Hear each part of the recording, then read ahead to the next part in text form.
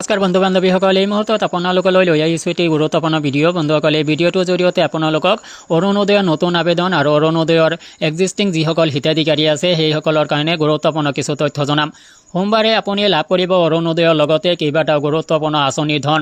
প্ৰত্যেক মাহৰ 10 তাৰিখে যিহেতু অৰুণোদয়ৰ লগতে কেইবাটাও গুৰুত্বপূৰ্ণ আঁচনিৰ ধন আপোনালোকে লাভ কৰে, আৰু যাৰ কাৰণে সোমবাৰে 10 জুন আপোনালোকে লাভ কৰিব অৰুণোদয় আঁচনিৰ 1250 টকা।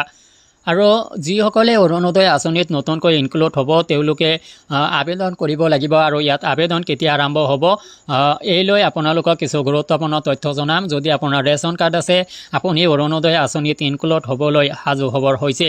তো বন্ধুসকল, গুৰুত্বপূৰ্ণ কিছু তথ্য এই ভিডিঅ'টো জনাব চেষ্টা কৰা হৈছে।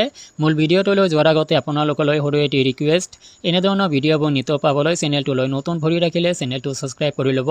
ভিডিঅ'টো যদি ফেচবুকত চাইছে পেজটো যদি ফ'ল' দি ভিডিঅ'টো বন্ধু বান্ধৱীলৈ শ্বেয়াৰ কৰি দিব। আহক বন্ধুসকল, আমি মূল ভিডিঅ'টোলৈ আগবাঢ়িছোঁ। বন্ধুসকল, অৰুণোদয় আঁচনিৰ এক্সিষ্টিং হিতাধিকাৰীসকলে 10 জুন অৰ্থাৎ সোমবাৰে লাভ কৰিব অৰুণোদয় আঁচনিৰ 1250 টকা।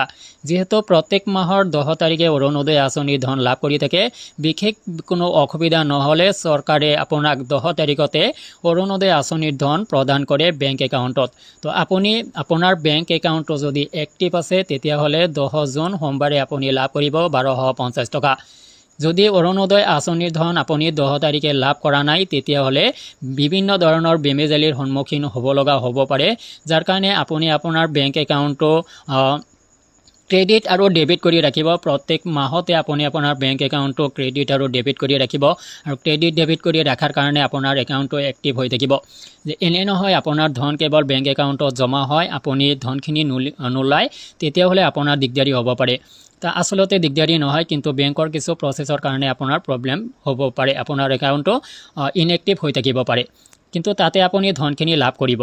তো যিকেই নহওক আপুনি ইমান ৰিস্ক ল'ব লগা একো নাই। আপুনি প্ৰত্যেক মাহতে আপোনাৰ বেংক একাউণ্টটো ক্ৰেডিট ডেবিট কৰি ৰাখিব, অৰ্থাৎ ধন জমাটো হ'বই আপোনাৰ অৰুণোদয় আঁচনিৰ ধন। আপুনি ইয়াৰ পৰা কিছু টকা উইথড্ৰ কৰিব, তাৰপিছত যদি প্ৰয়োজন সাপেক্ষে খৰচ নহয় আপুনি পুনৰ ৰিপিট সেইখিনি টকা জমা ৰাখিব, আৰু এনেকুৱাভাৱে আপুনি আপোনাৰ একাউণ্টটো এক্টিভ কৰি ৰাখিব লাগিব। আৰু এনেকুৱা যদি আপোনাৰ হৈ আছে কোনো ধৰণৰ প্ৰব্লেম যদি আপোনাৰ বেংক একাউণ্টত হৈ থকা নাই তেতিয়াহ'লে আপুনি নিঃসন্দেহে সোমবাৰে 1250 টকা লাভ কৰিব। আৰু এইখিনিতে আপোনালোকক জনাই ৰাখোঁ যে অৰুণোদয়ৰ যিসকলে হিতাধিকাৰীয়ে ধন পাই থকা নাই, 2টা বা 3টা 4টাকৈ কিস্তি লাভ কৰা নাই, তেওঁলোকে কিন্তু অফিচিয়েল যোগাযোগ কৰিব লাগিব। 3টাতকৈ অধিক কিস্তি লাভ নকৰাটো এটা ডাঙৰ এটা অহনি সংকেত হয় অৰুণোদয় আঁচনিৰ ক্ষেত্ৰত। যদি আপুনি একেৰাহে 3টা কিস্তি লাভ কৰা নাই তেতিয়াহ'লে কিন্তু এইটো এটা অহনি সংকেত আপোনাৰ কাৰণে, যাৰ কাৰণে আপুনি এলাৰ্ট থাকক। 10 জুনত যদি আপুনি অৰুণোদয় আঁচনিৰ ধন পোৱা নাই অফিচিয়েলি যোগাযোগ কৰিব লাগিব, যদি পাইছে তেতিয়াহ'লে কোনো কথা নাই। তো বন্ধুসকল, এইখিনিতে আহক যিসকলে 1, 2টা কিস্তি লাভ কৰাৰ পিছত বাদ পৰিছে অৰুণোদয় আঁচনিৰ পৰা, তেওঁলোকে অৰুণোদয় আঁচনিত পুনৰ ইনক্লুড হ'ব পাৰিবনে নাই?